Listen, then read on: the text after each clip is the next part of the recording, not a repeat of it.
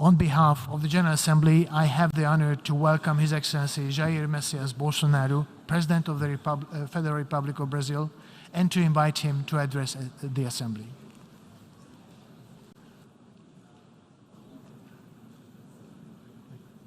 Ok? Ok? Senhor Chabá Corozzi, presidente da 77ª Assembleia Geral das Nações Unidas, senhor Antônio Guterres, secretário-geral das Nações Unidas, senhoras e senhores, chefes de Estado, de governo e de delegações. Senhoras e senhores, começo por cumprimentá-lo, embaixador Chabá Corozzi, pela eleição para presidir esta Assembleia Geral. Esteja certo de contar com o apoio do Brasil. O tema escolhido para este debate geral gira em torno de um conceito que se aplica perfeitamente ao momento que vivemos, um divisor de águas. Senhor presidente, nossa responsabilidade coletiva nessa Assembleia Geral é compreender o alcance dos desafios que compõem esse divisor de águas e, a partir daí, construir respostas que tirem sua força dos objetivos que são comuns a todos nós. A tarefa não é simples, mas, a rigor, não temos alternativa. Esse esforço tem de começar no interior de cada um dos nossos países. Antes de tudo, é aquilo que realizamos no plano interno que dá a medida da autoridade com que agimos no plano internacional. Deixe-me falar da perspectiva do meu país. Quando o Brasil se manifesta sobre a agenda da saúde pública, fazemos isso com a autoridade de um governo que, durante a pandemia da Covid-19, não poupou esforços para salvar vidas e preservar empregos. Como tantos outros países, concentramos nossa atenção, desde a primeira hora, em garantir um auxílio financeiro emergencial aos mais necessitados.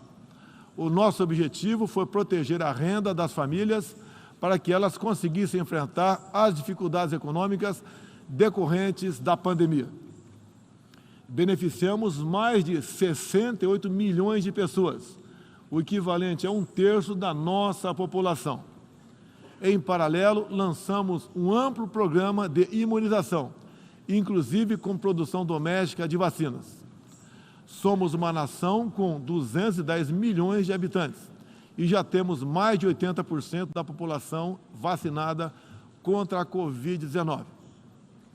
Todos foram vacinados de forma voluntária, respeitando a liberdade individual de cada um. Da mesma forma, no terreno da economia, o Brasil traz a autoridade de um país que, em nome de um crescimento sustentável e inclusivo, vem implementando reformas para a atração de investimentos e melhorias das condições de vida de sua população. No meu governo, extirpamos a corrupção sistêmica que existia no país.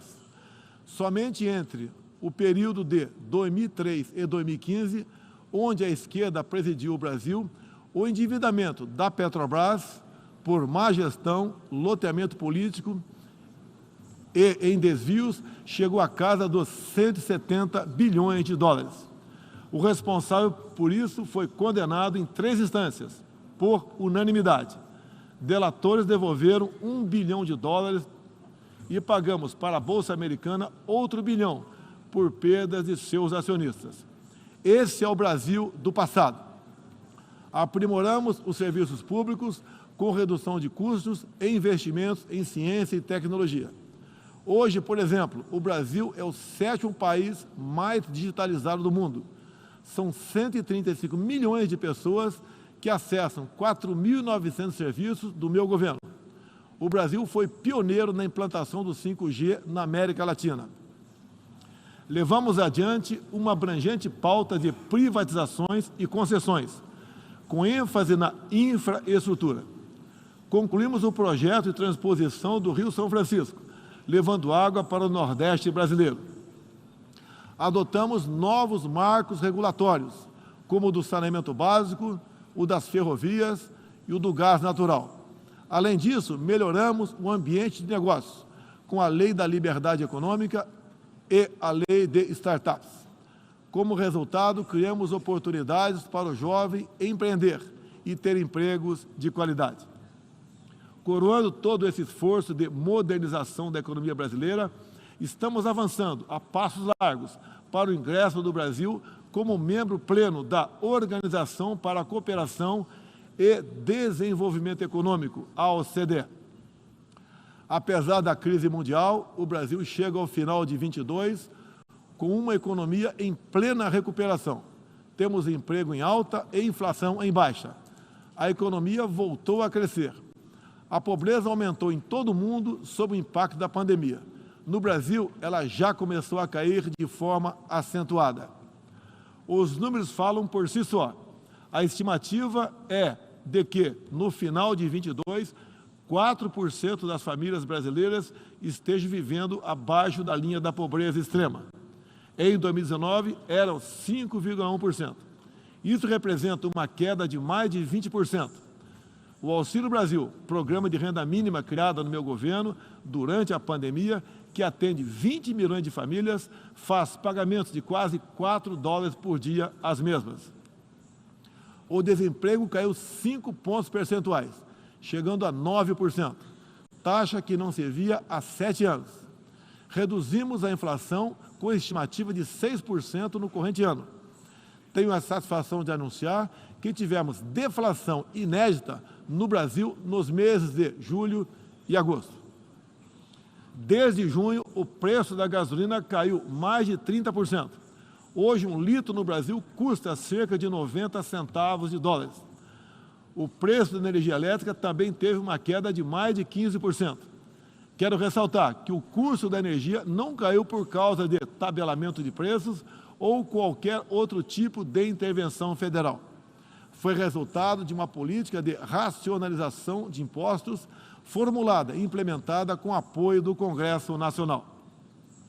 Em 2021, o Brasil foi o quarto maior destino de investimentos estrangeiros direto no mundo.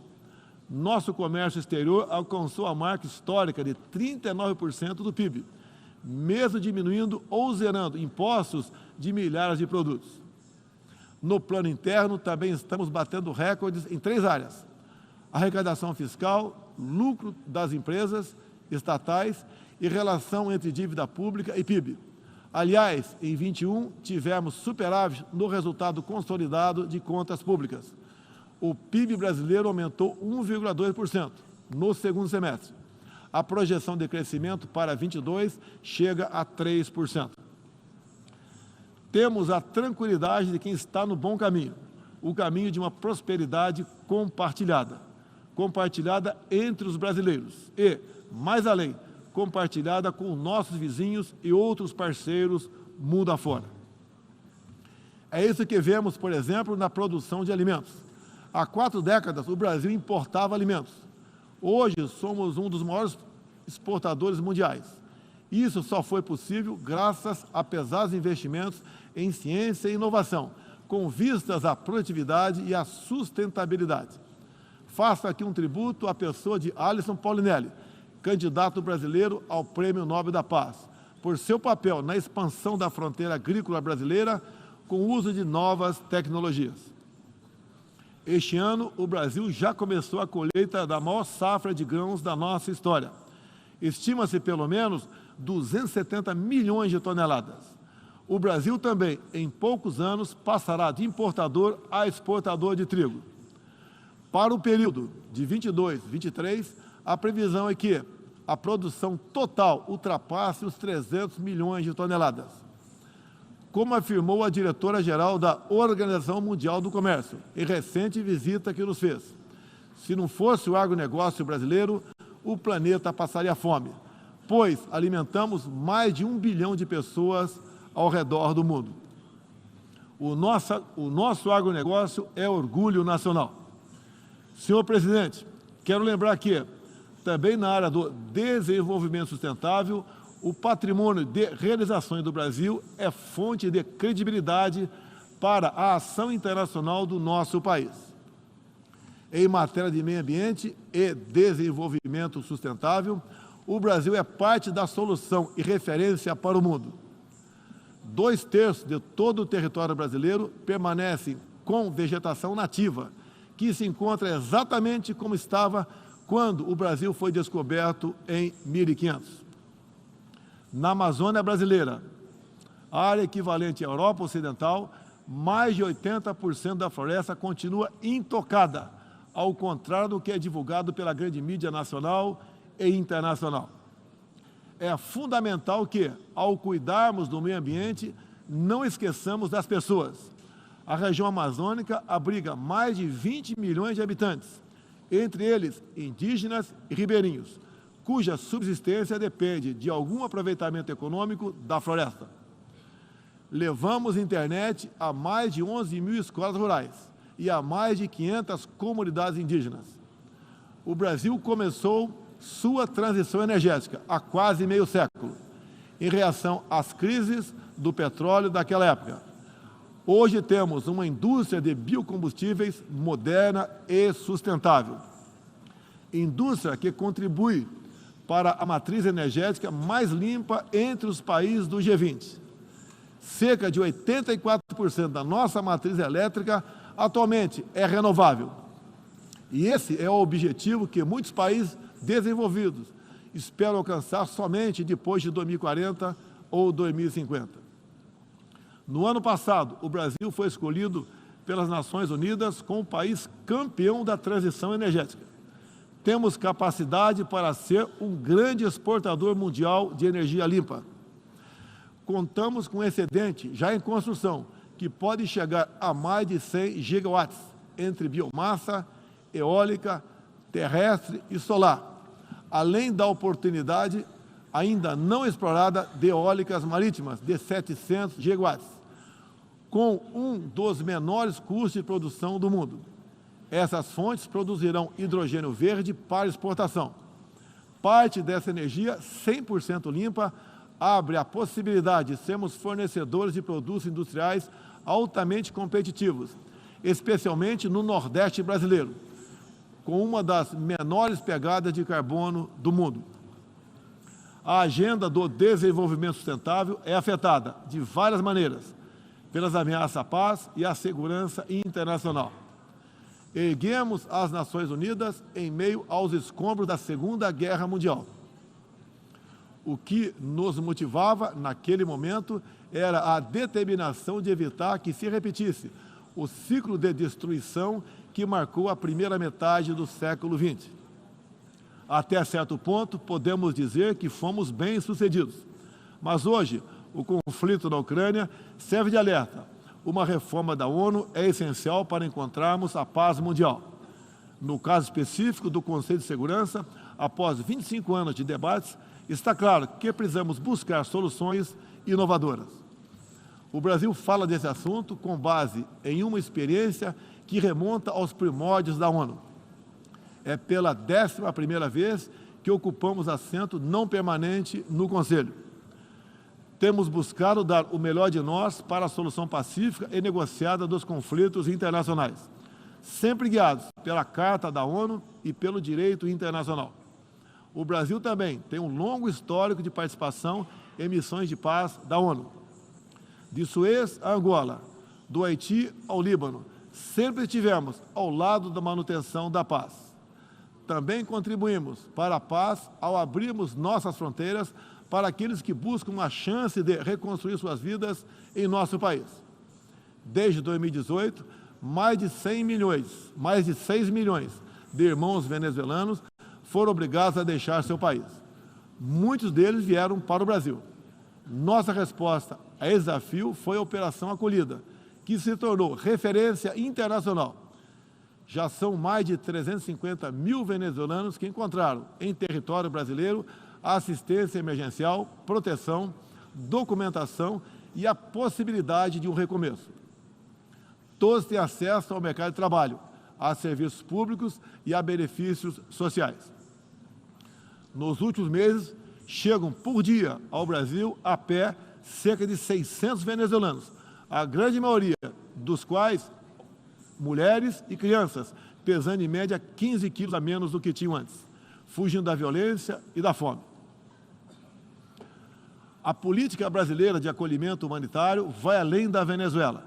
Temos também recebido haitianos, sírios, afegãos e ucranianos.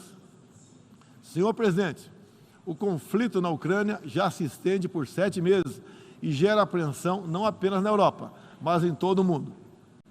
Quero, em primeiro lugar, renovar o agradecimento do Brasil aos países que ajudaram na evacuação de brasileiros que se encontravam na Ucrânia quando começou o conflito.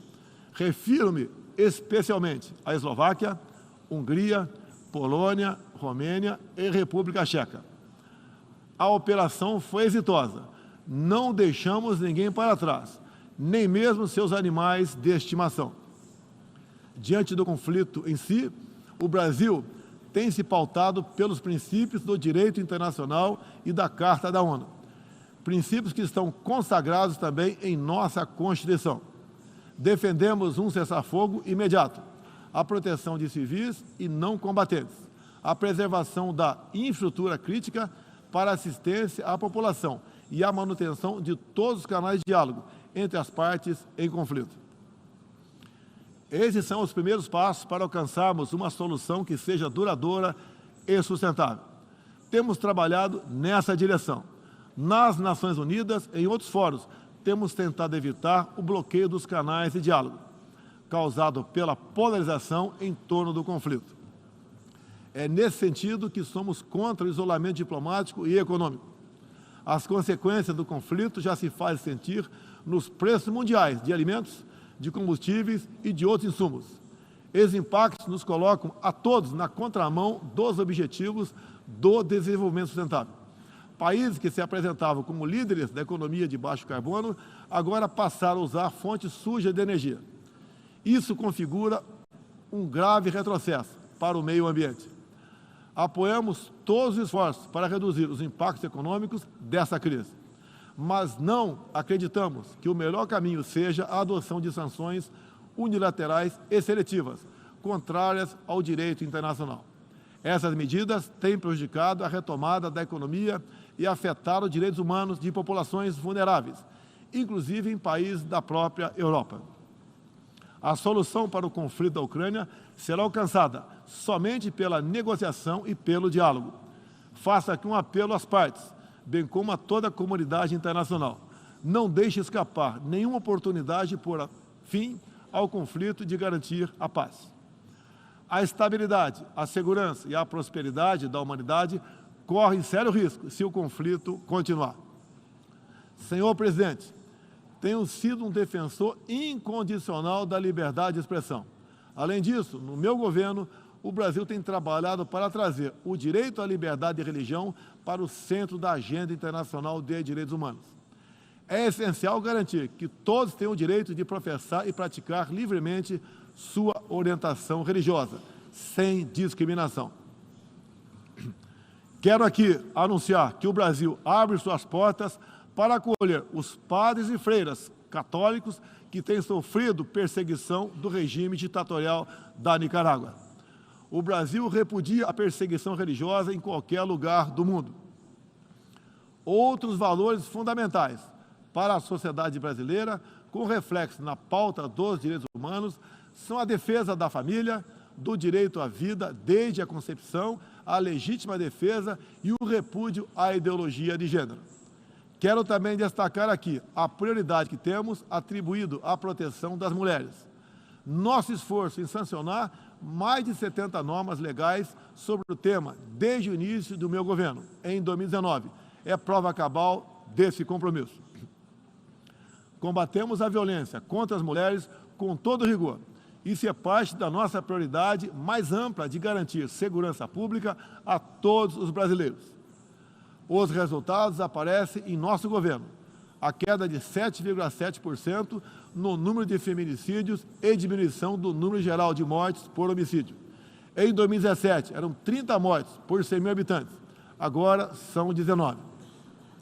A violência no campo também caiu ao mesmo tempo que aumentamos a regularização da propriedade da terra para os assentados. No meu governo, entregamos 400 mil títulos rurais, 80% deles para as mulheres.